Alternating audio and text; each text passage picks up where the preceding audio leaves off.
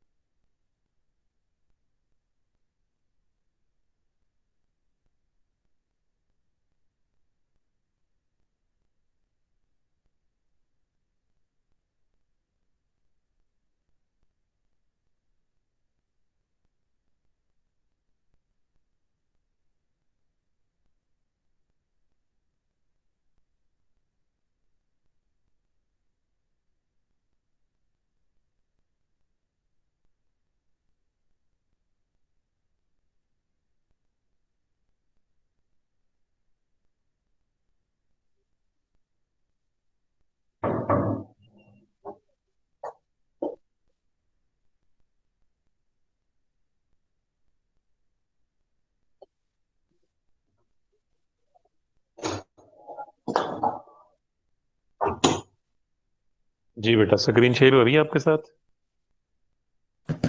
یس سر. جی ٹھیک.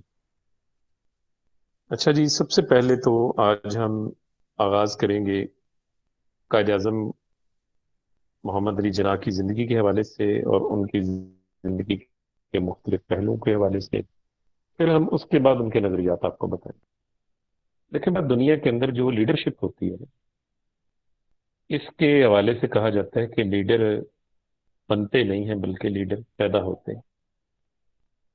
قائد اعظم بھی انہی شخصیات میں سے تھے کہ جن کے خاندان کا کوئی سیاسی بیک گراؤنڈ نہیں تھا. وہ جب انگلینڈ میں پڑھنے گئے، وہاں انہوں کو سیاسی شعور ملا، اور پھر جب اس کے بعد ہندوستان واپس آئے، واپس آ کے انہوں نے پھر نئے سرے سے زندگی کا آغاز کیا، عملی سیاست پہ قدم رکھا، اور چلتے چلتے آپ دیکھیے کہ کس لیول تک آئے.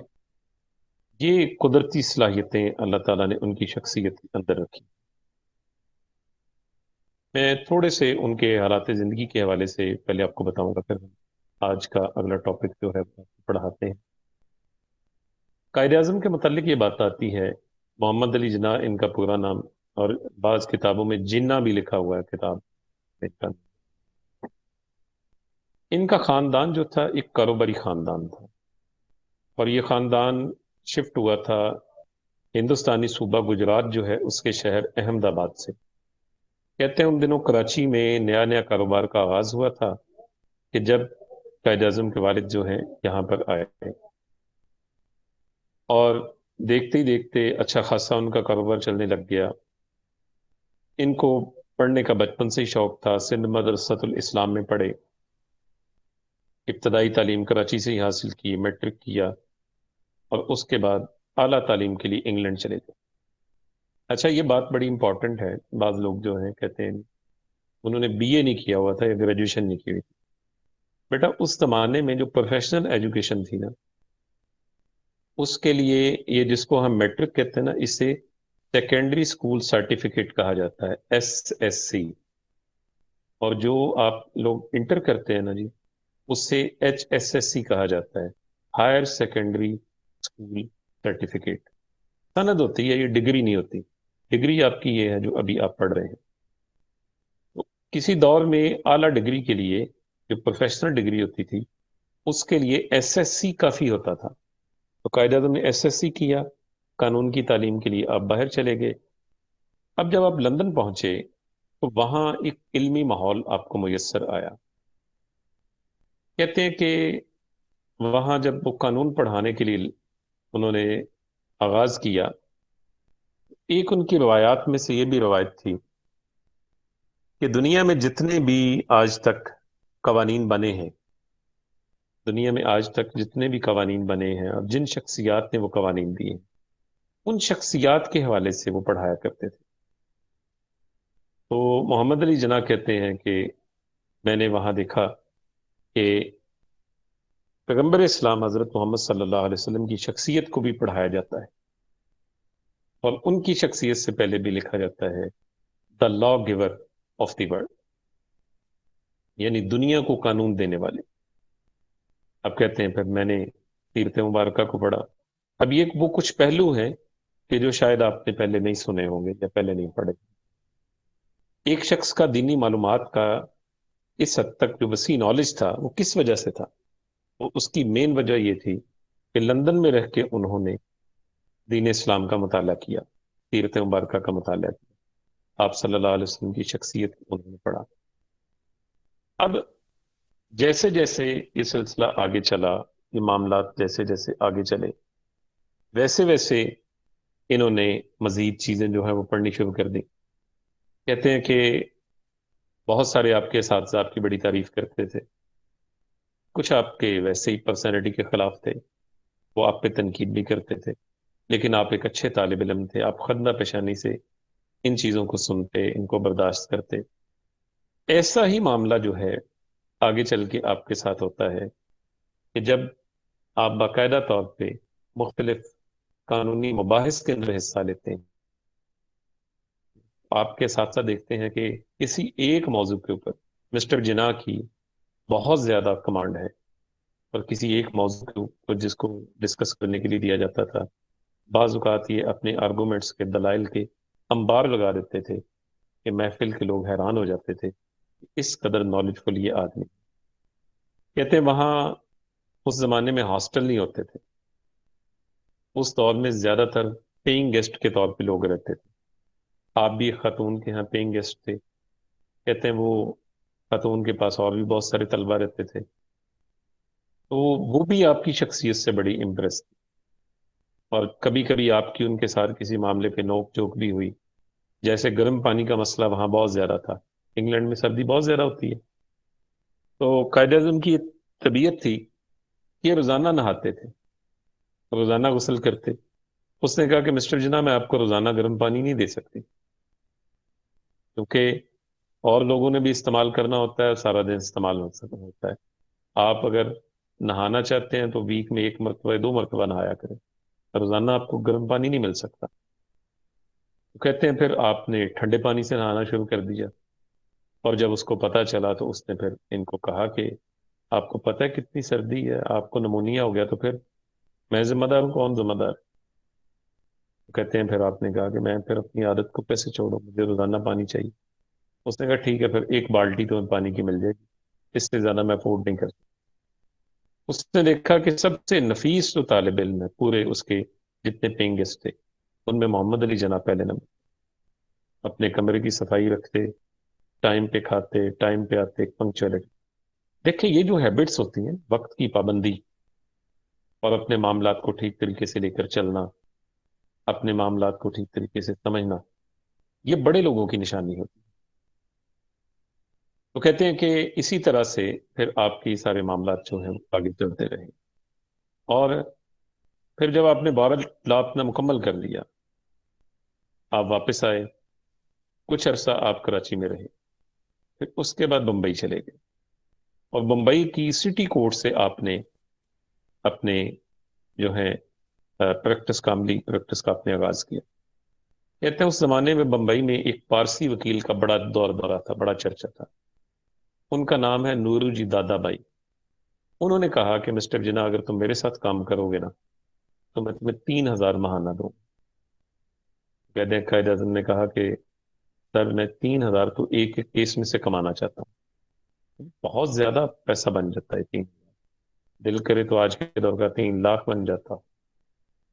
تو آپ نے اپنی پریکٹس کا آغاز کیا، لیکن آپ کو پتہ ہے اگر آپ میں سے کسی کے کو باپ بھائی اور کوئی دوست اگر وکیل ہوں گے، وہ آپ کو بتائیں گے کہ وکیل کے لیے سب سے جو ہارڈ جو دن ہوتے ہیں نا، مشکل کے دن ہوتے ہیں، وہ اس کے ابتدائی دن ہوتے ہیں۔ لوگ جانتے نہیں ہوتے، پریکٹس چلتی نہیں ہے، اور مالی مسائل پیش آتے ہیں، ہر وکیل کے ساتھ ایسا ہوتا ہے۔ مسٹر محمد علی جناح کے ساتھ بھی ایسا ہوا، کوئی کیس تو مل نہیں رہا تھا، معاملات جو تھے وہ دن بہ دن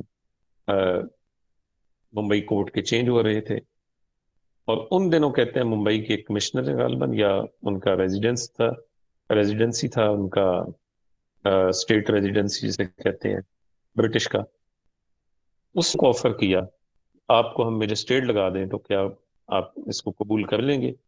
آپ نے کہا ٹھیک ہے میں قبول کر لوں گا۔ آپ میجسٹریٹ بن گئے، 6 مہینے تقریباً میجسٹریٹ ہی کیا آپ نے، بڑے اچھے فیصلے کیے۔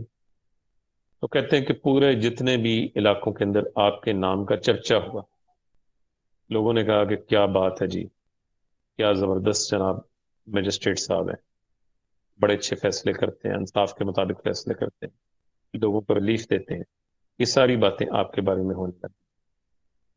اب آپ نے اب دیکھا کہ اچھی خاصی مشہوری ہو گئی ہے، نوکری سے استعفیٰ دے دیا، واپس آ کے پھر چیمبر میں بیٹھ گئے۔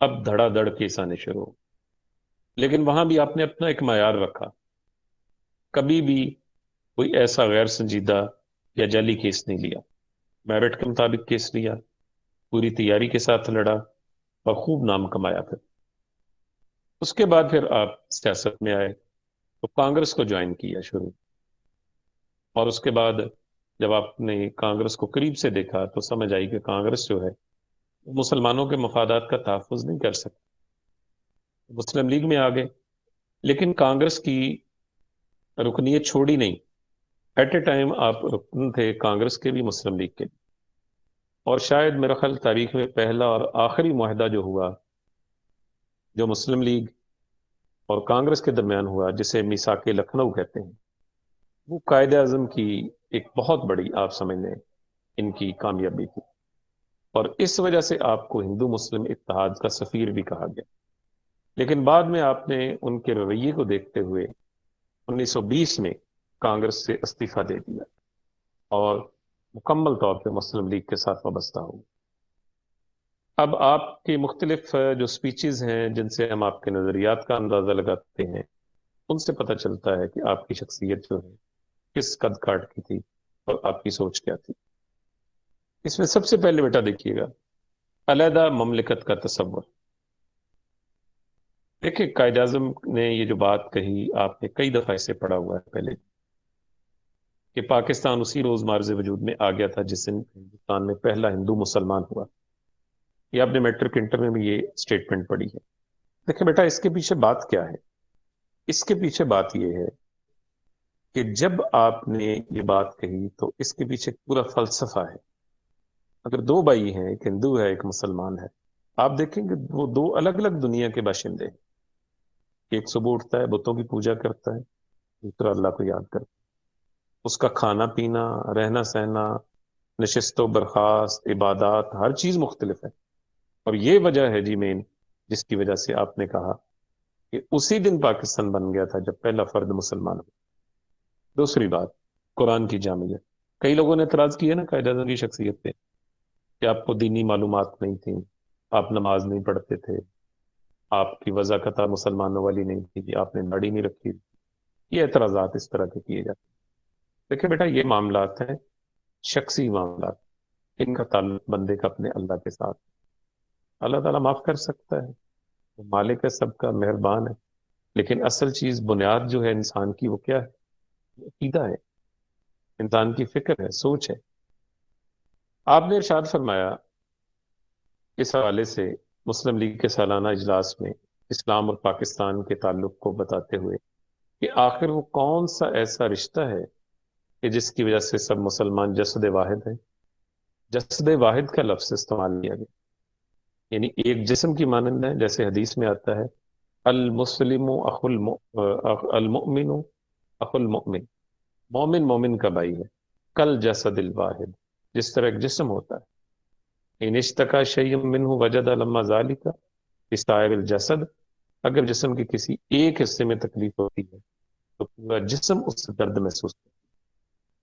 تو آپ نے کہا کہ وہ کون سا رشتہ ہے، وہ کون سا لنگر ہے، وہ کون سی چٹان ہے جس سے اس امت کی کشتی کو محفوظ کر دیا گیا؟ فرمایا کہ وہ رشتہ، وہ چٹان، وہ لنگر، وہ خدا کی کتاب ہے۔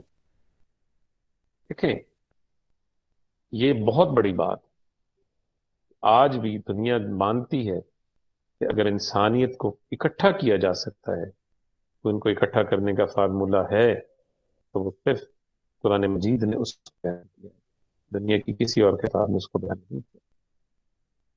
اسلام کے علاوہ کہا کہ کسی اور ازم کی ضرورت نہیں۔ دیکھیں بیٹا، دنیا میں کئی نظریات ہیں، سیکولرزم، سوشلزم، کمیونزم، کئی قسم کے ازم۔ آپ نے کہا ہمیں کسی ازم کی لال پیلے پرچم کی ضرورت نہیں ہے، اور ہمارے پاس صرف ایک ہی چیز ہے، یہ ہمارا رہنما اسلام ہے، بس۔ تعصبات کے خاتمے کی تلقین۔ دیکھیں بیٹا، تعصب جو ہے نا جی، کوئی بھی ہو، وہ انتہائی مہلک ہوتا ہے۔ پنجابی، سندھی، بلوچی، پٹھان، بنگالی، سرائکی، یہ سارے تعصبات ہیں۔ آپ نے کہا کہ ہم پنجابی، بلوچی، سندھی، پٹھان اور بنگالی بن کر بات نہ کریں۔ آخر یہ کہنے میں کیا حرج ہے کہ ہم پنجابی، سندھی یا پٹھان ہیں، بلکہ ہم تو بس مسلمان۔ کہ دیکھیں، قومی پہچان ہوتی ہے، اس میں کوئی شک نہیں، پنجابی بھی ایک پہچان ہے، لیکن ان سب سے بڑا رشتہ کون سا رشتہ ہے؟ وہ رشتہ اسلام کا، جس کے ساتھ سب جڑے ہوئے ہیں، اس کے علاوہ اور کوئی رشتہ نہیں۔ آپ نے اس بات کو اس وقت بیان کیا۔ اس کے بعد تقسیم ہند کے متعلق آپ نے کہا، کیونکہ لوگوں نے اعتراض کیا نا جی آپ تعداد میں کم ہیں، تو اس لیے اب آپ کہتے ہیں کہ آپ کی حکومت نہیں بنے گی، تو ہم اپنی الگ بنا دیں۔ ٹھیک ہے، اور بھی اعتراضات کیے، قائد اعظم نے ان سب کا ایک جواب دیا۔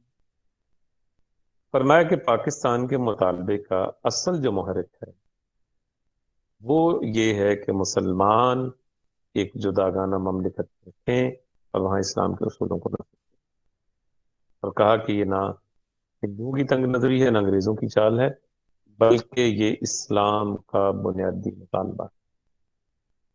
ٹھیک ہے جی، جداگانہ قومیت کا تصور آپ نے دیا۔ قائد اعظم نے اس حوالے سے آپ نے ارشاد فرمایا کہ قومیت کی کوئی بھی تعریف آپ کر لیں، کوئی پیمانہ رکھ لیں آپ، مسلمان قوم ایک الگ قوم ہے۔ کل بھی آپ سے بات کر رہا تھا نا کہ گاندھی نے، دیگر لیڈروں نے کہا کہ جناب کوئی دو قومیں نہیں ہیں، ہم سب ایک قوم ہیں، ہم سب ہندوستانی ہیں، ہندوستان میں رہنے والے ہیں، ہمارے اندر ہندو بھی ہیں، سکھ بھی ہیں، مسلمان بھی ہیں، عیسائی بھی ہیں۔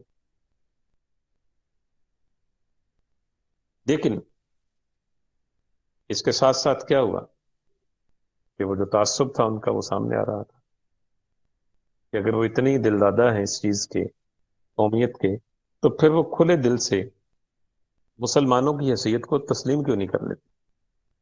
اور دوسری طرف حقوق کی بات آتی ہے تو صرف اپنے حقوق کی بات کی جاتی ہے۔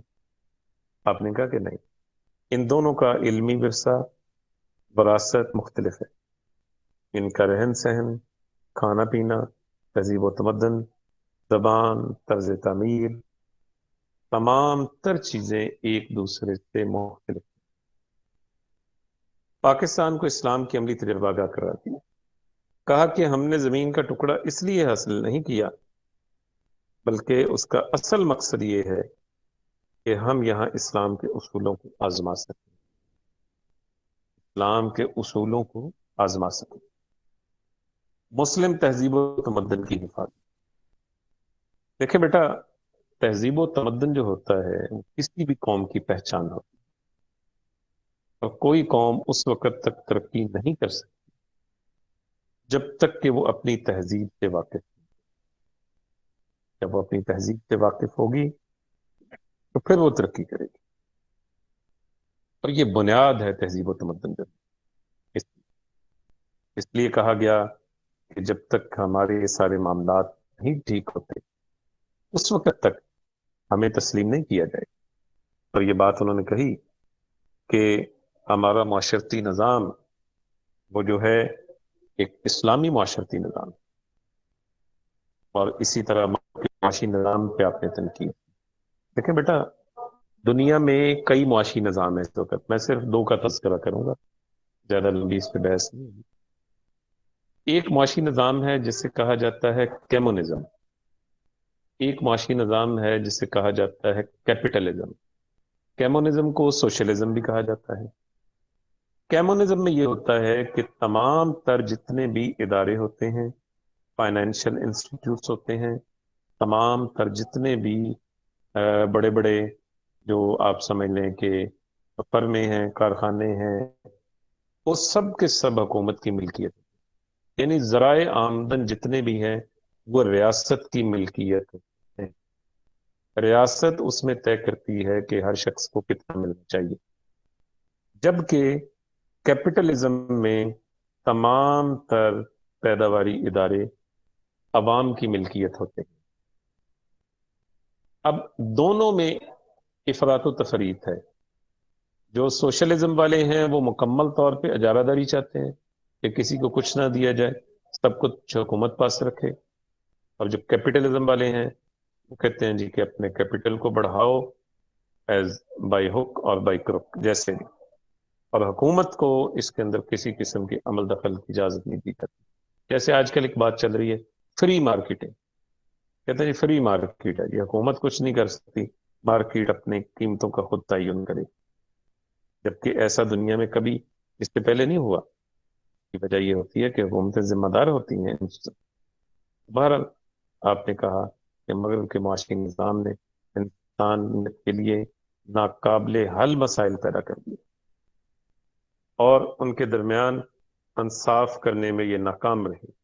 ہمیں دنیا کے سامنے ایسا معاشی نظام پیش کرنا ہے جو اسلام کے صحیح تصور اور مساوات اور سماجی انصاف کے اصولوں پر مبنی ہے.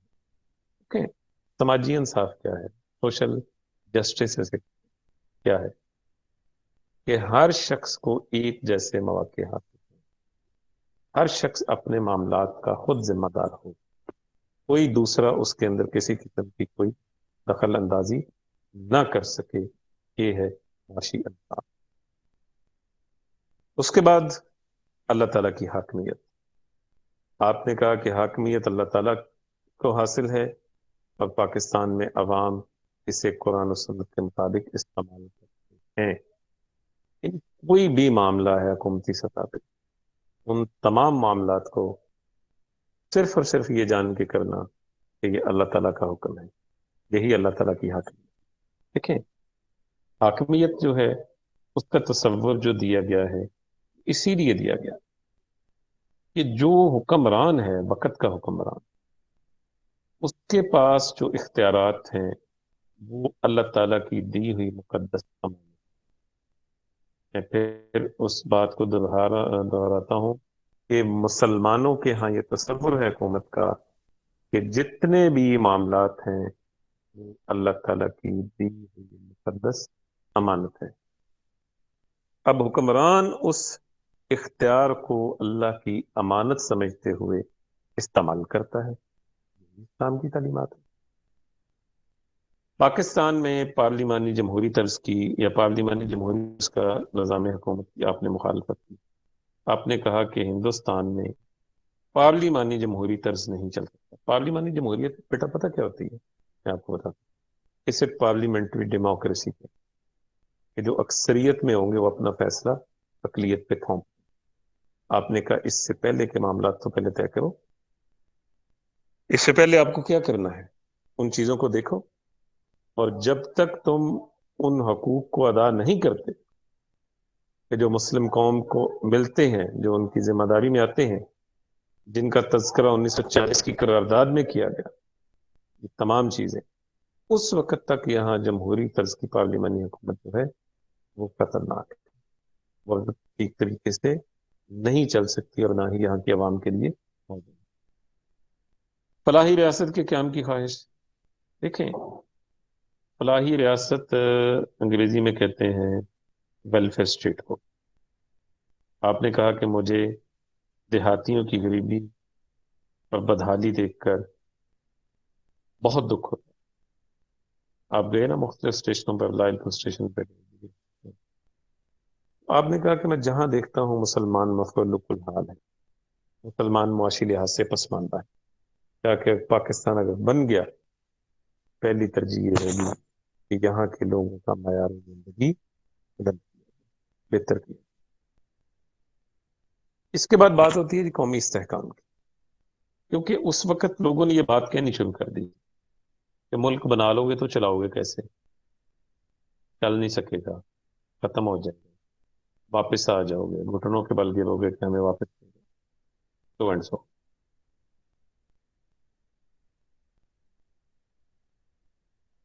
یہ ساری باتیں کی گئی، لیکن کیا ہوا پھر؟ آپ نے ان ساری باتوں کا جواب دیا کہتے ہیں کہ جو لوگ پاکستان کو ختم کرنے کے ڈرتے ہیں وہ بھیڑے ہیں، دنیا کی کوئی طاقت پاکستان کا شرازہ بکھیرنے میں کامیاب نہیں ہو سکتی۔ پاکستان کی جڑیں بڑی مضبوط اور گہری ہیں۔ اور اس کے بعد اقلیتوں کی بات ہوئی، آپ نے کہا کہ ہمارے ملک کی اقلیتیں ہمارے برابر کے شہری ہیں۔ دیکھیں بیٹا، وہ جو سپیچ ہے قائد اعظم کی مشہور و معروف، اس میں یہی کہا گیا کہ جو بھی اقلیتیں ہندو یا عیسائی یا دیگر لوگ یہاں رہتے ہیں، ہم ان کو یقین دلاتے ہیں کہ وہ ایکول درجے کے شہری ہیں، اور اسلام نے ہمیں یہی درس دیا ہے، اور ہماری تاریخ بھی اس امر کی گواہ ہے۔ دیکھیں کسی بھی ملک میں کوئی بھی اقلیت ہے، جیسے ہمارے ملکوں میں عیسائی اقلیت میں ہے، ہمارے ملکوں میں جو ہندو اقلیت میں ہے، سکھ اقلیت میں ہے، لیکن دنیا کے کئی ملک ایسے ہیں جہاں مسلمان اقلیت میں ہے۔ اس لیے حکم دیا گیا کہ اس طرح سے اقلیتوں کے ساتھ اچھا سلوک روا رکھا جائے تاکہ وہ اپنی بہتر زندگی گزار سکے۔ جدا گانہ تاریخ، آپ نے یہ بات کی، جدا گانہ تاریخ کی۔ آپ نے کہا کہ ہماری تاریخ جو ہے وہ مختلف ہے، اور ہماری تاریخ اس لحاظ سے مختلف ہے کیونکہ ہندوؤں کی تاریخ اور ہے، ہماری تاریخ اور ہے۔ اور جب آپ اس کو دیکھیں گے تو آپ کو پتہ چلے گا کہ ہماری اس تاریخ کے اندر جن چیزوں کو بنیاد بنایا گیا ہے اور جن کو ہم اپنا ہیرو مانتے ہیں، ہندو ان کو اپنا دشمن مانتے ہیں، اور اسی طرح جن کو وہ اپنا مانتے ہیں ہیرو، مسلمانوں کے نزدیک وہ اسلام کے دشمن ہیں۔ تو آپ کیسے ایک قوم بنا سکتے ہیں؟ یہ جو ایک قوم کی بات کی جا رہی تھی نا، ہندوستان نہیں ہے، ہندوستان نہیں ہے جی، سارے بس ہندو بھی ہیں، سکھ بھی ہیں، عیسائی بھی ہیں، مسلمان بھی ہیں، لیکن ہیں ہندوستانی سارے۔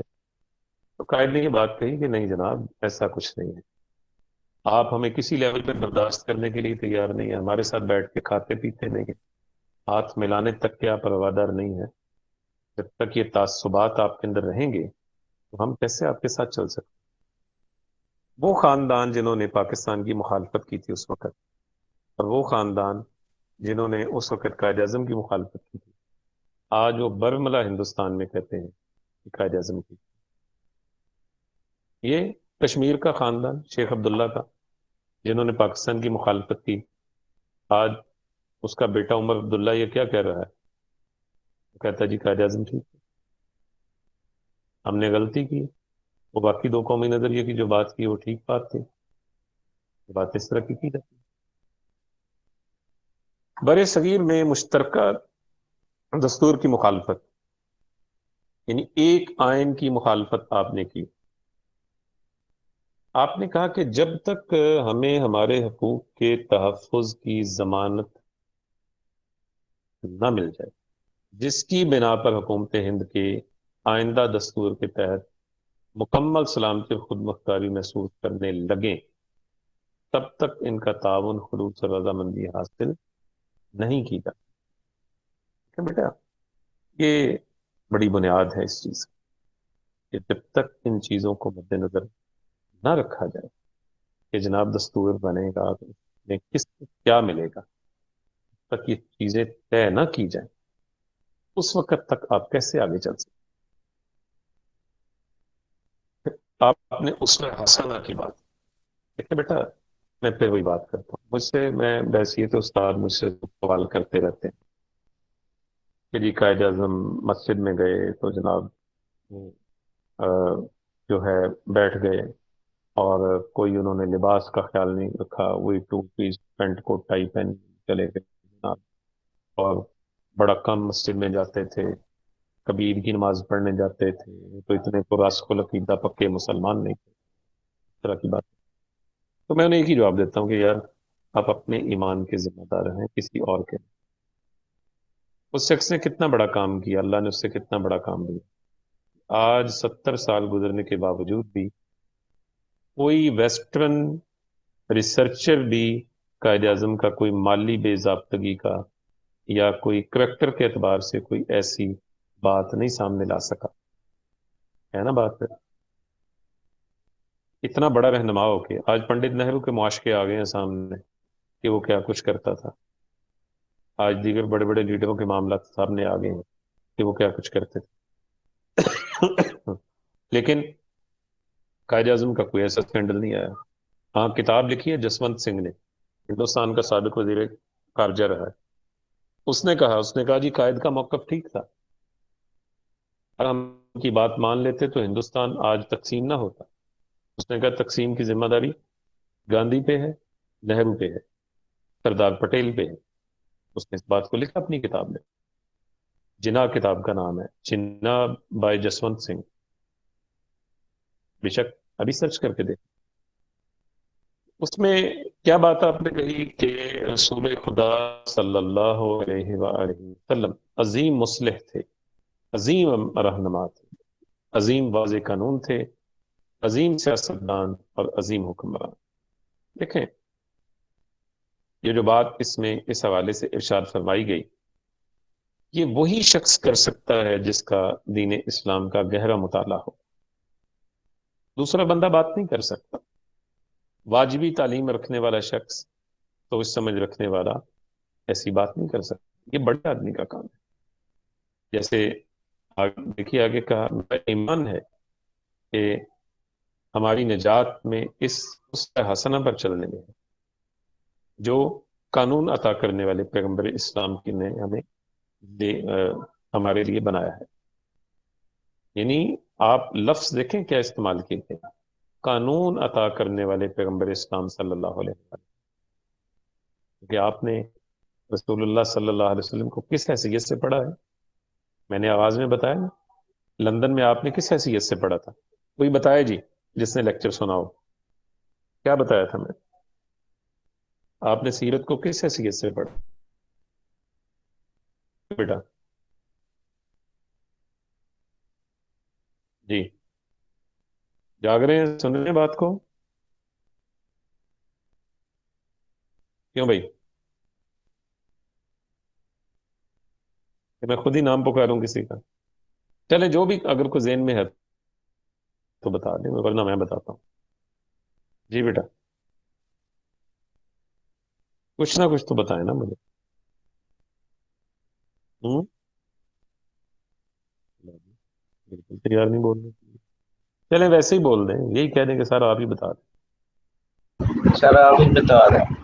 دیں اچھا چلو ٹھیک، شکر ہے آپ کے احساس ہوا بیٹھے ہیں سن رہے ہیں۔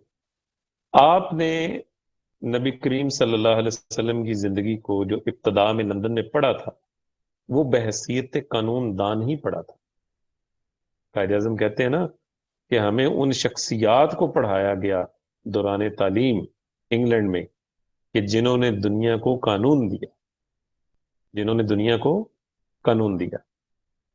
تو یہی بات ان کی اسپیچ میں ہے کہ اسوہ حسنہ کے حوالے سے کہ وہ پیغمبر کہ جنہوں نے ہمیں قانون عطا کیا، قانون عطا کرنے والے پیغمبر، ٹھیک ہے، کیونکہ آپ خود بھی قانون دان تھے تو آپ نے رسول کریم صلی اللہ علیہ وسلم کو جو پڑھا بطور قانون دان پڑھا۔ ہر شخص اپنے حوالے سے آپ صلی اللہ علیہ وسلم کی شخصیت کو پڑھ سکتا ہے۔ ایک تاجر آپ کو بطور تاجر فالو کر سکتا ہے، ٹھیک ہے؟ ایک باپ اپنے آپ کو بطور باپ، ایک لیڈر اپنے آپ کو بطور لیڈر، ٹھیک ہے، ہر شخص آپ کو فالو کر سکتا ہے۔ پاکستان اور اسلام لازم و ملزوم ہے۔ اگر آپ چاہتے ہیں کہ اس ملک میں اسلام کا نام و نشان نہ مٹ جائے، اس کے لیے پاکستان کا قیام ضروری ہے۔ یاد رکھو، اگر ہم اس جد و جہد میں ناکام رہ گئے تو ہم تو ہم تیار ہو جائیں گے اور پھر برِ صغیر میں ہم تباہ ہو جائیں گے، تو پھر برِ صغیر میں مسلمانوں کا اور اسلام کا نام لینے والا کوئی نہیں رہے۔ یہ بات طے تھی، یہ آخری جد و جہد تھی، کیونکہ وجہ یہ تھی کہ انگریز طے کر چکا تھا۔ میں ایک آخری بات بتا کے بات ختم کروں۔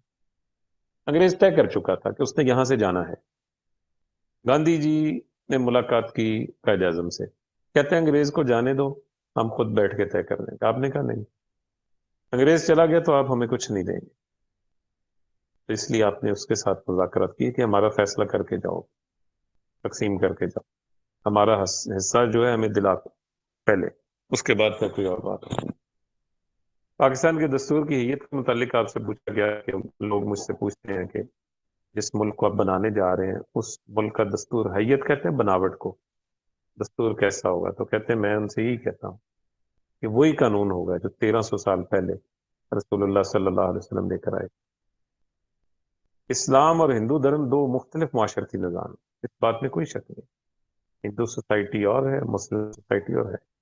آپ نے کہا، میں واشگاف الفاظ میں کہتا ہوں کہ وہ دو مختلف تہذیبوں سے تعلق رکھتے ہیں، اور ان تہذیبوں کی بنیاد ایسے تصورات اور حقائق پر رکھی گئی جو ایک دوسرے کی ضد ہے۔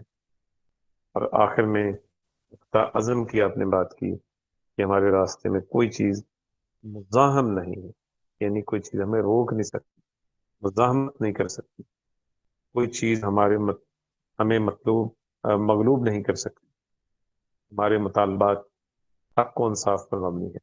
10 کروڑ مسلمانوں کی قوم، زندہ و جاوید قوم، مٹائی نہیں جا سکتی۔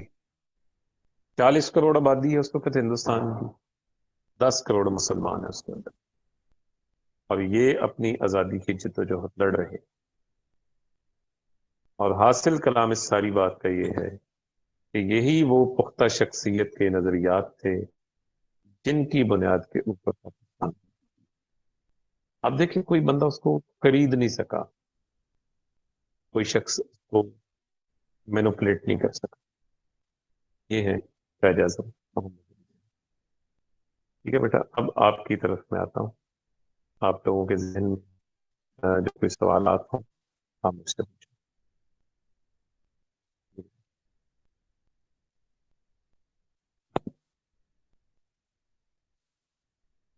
کلاس نہ بھی لیفٹ کریں، ابھی کلاس میں میرے ساتھ ہی رہیں۔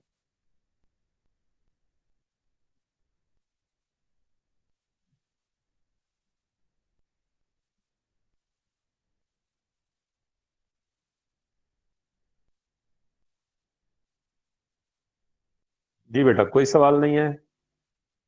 جی السلام علیکم سر۔ وعلیکم السلام۔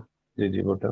سر میرا کویشچن یہ ہے کہ کیا آپ کے مطابق جیسا قائد اعظم پاکستان چاہتے تھے، کیا آج ہم ایسے پاکستان میں زندگی گزار رہے ہیں؟ نہیں بیٹا، ایسا نہیں ہے، یہ آپ کے سوال بالکل ٹھیک ہے۔ دیکھیں، میں ایک چیز آپ کو بتاتا ہوں کہ اس کو پکا پلے باندھ لیں آج کے لیے، ہمیشہ کے لیے۔ دیکھیں بیٹا، ایک بات ہوتی ہے نظریاتی، اور ایک شخص ہوتا ہے جو 100% نظریات پہ عمل کرتا ہے۔ اس 100% عمل کرنے والی شخصیت کا نام ہے قائد اعظم محمد علی جناح۔ ٹھیک ہے جی۔ ابو سفیان، جی بیٹا، ابو سفیان آپ نے کلاس ابھی جوائن کی ہے؟ یس سر میں نے ابھی جوائن کیا، وہ لائٹ نہیں تھی گاؤں میں اس اچھا لیے۔ چلے ٹھیک ہے. کس گاؤں سے ہیں آپ تو بیٹا؟ دور دراز ہے سر میں کوئی؟ ٹکر کے رہ چکا ہوں ادھر کلاس کے سائڈ پہ علی پور روڈ۔ اچھا چلے ٹھیک ہو. یس سر۔ اچھا بیٹا جو سوال آپ نے کیا تھا سن رہے ہیں نا مجھے؟ کیا نام آپ کو بیٹا جنہوں نے سوال کیا؟ جی سر، جنید بات کر رہا ہوں۔ جی جنید. دیکھیں بیٹا، قائد اعظم کی شخصیت اپنے نظریات، تھاٹس، سوچ فکر کے مطابق بالکل ایک جیسے کہتے ہیں نا کہ پرفیکٹ شخصیت ہے. آپ دیکھیں کابینہ کا اجلاس ہے تو سیکرٹری نے آ کے آپ سے پوچھا کہ جناب کوئی چائے شائے کا بندوبست کرنا ہے. آپ نے کہا کیوں؟ سادہ پانی رکھیں، کھاتے پیتے لوگ ہیں، گھروں سے چائے پی کے آئیں گے، ہم خزانے پہ بوجھ کیوں ڈالیں؟ آپ کے سیکرٹری تھے کرنل الہی بخش، وہ آپ کے لیے کچھ چیزیں خرید کے لائے تو کہنے لگے کہ اتنی مہنگی چیزیں کیوں لے کے آئے؟ انہوں نے کہا آپ کے اکاؤنٹ سے لے کے آیا ہوں. آپ نے کہا کہ میرا اکاؤنٹ بھی قوم کی امانت ہے. آپ کو پتا ہے قائد اعظم کی ساری جائیداد پاکستان کے لیے وقف کر دی تھی انہوں نے. پھر انگلینڈ کا سفیر آپ کو ملنے آیا، اس نے کہا جی جو بادشاہ ہے ہندوستان انگلینڈ کا، انگلستان کا، اس کا بھائی یہاں آ رہا ہے پاکستان میں، اگر آپ اس کے استقبال کے لیے چلے جائیں. قائد اعظم نے کیا فرمایا؟ فرمایا کہ کل کو اگر میرا بھائی انگلینڈ جائے گا کیا وہاں کا بادشاہ اس کے استقبال کے لیے آئے گا؟ سفیر نے کہا نہیں جی یہ تو نہیں ہو سکتا. کہا ٹھیک ہے، بادشاہ کا بھائی آئے گا، اسے پروٹوکول ملے گا، عزت ملے گی، لیکن میں اس کے استقبال کے لیے نہیں جاؤں. پھر اس کے علاوہ آپ نے اپنی خارجہ پالیسی، آپ نے اپنے جتنے بھی ادارے ہیں ان کی حد بندی کر دی تھی. اور آپ کو پتہ ہے کہ آپ نے سختی سے یہ کہا تھا کہ فوج سیاست میں ملوث نہیں ہو، ہر ادارہ اپنی حدود کے اندر رہ کے کام کرے گا، اور کئی دفعہ کوئی ایسا معاملہ ہوتا تو آپ اس کے اوپر اچھا خاصا برہم ہوتے. یہ قائد اعظم کی سوچ ہے، یہ ان کے نظریات ہیں.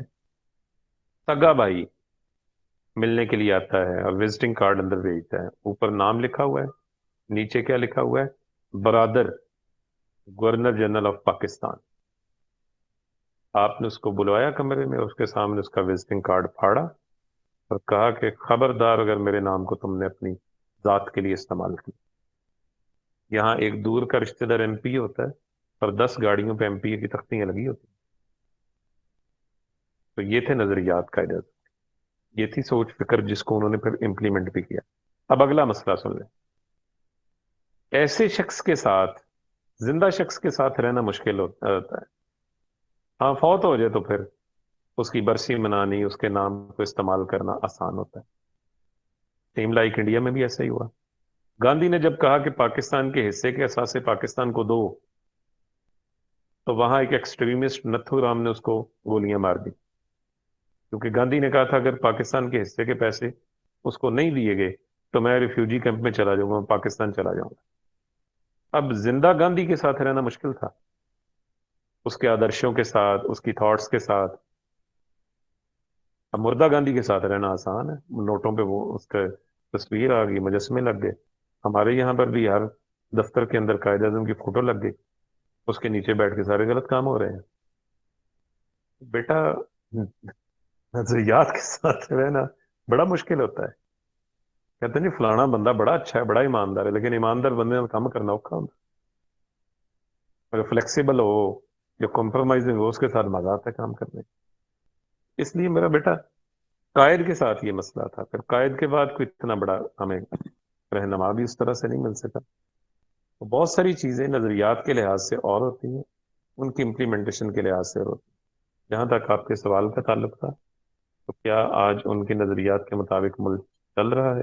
نہیں چل رہا. میں کہتا ہوں 50% بھی نظریات پہ آ جائیں نا، 25 پہ بھی آ جائیں، ہم ترقی کی راہ پہ گامزن ہو جائیں.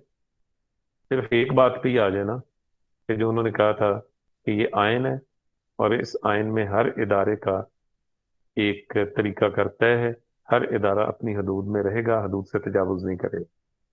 صرف اس ایک بات پہ آ جائے نا، آپ کا ملک دیکھیں دنیا میں کہاں سے. جی بیٹا ٹھیک ہے پھر، اور کوئی سوال؟ ہاں سر شکریہ. جی ویلکم. اچھا بیٹا کوشش کیجئے آئندہ ہفتے کہ کلاس میں تھوڑا سا آئیں بیٹا، ٹائم سے آئیں اور زیادہ سے زیادہ اسٹوڈنٹس آئیں، ٹھیک ہے؟ کیونکہ ایک ٹاپک میں نے انشاءاللہ علامہ سر. اقبال کا آپ کو پڑھانا ہے آئندہ، پھر میں نے آپ کو پاکستان کے نظریاتی پہلو، حضرت مجدد الافسانی، شاہ ولی اللہ، تحریک مجاہدین، یہ بڑے امپورٹنٹ ٹاپک ہے، یہ تو مقابلے کے امتحانات میں بھی پوچھے جاتے ہیں. ٹھیک ہے بیٹا، چلیے پھر وش یو بیسٹ آف لک. جی یار آپ نے حاضری لے لی بیٹا ان کی؟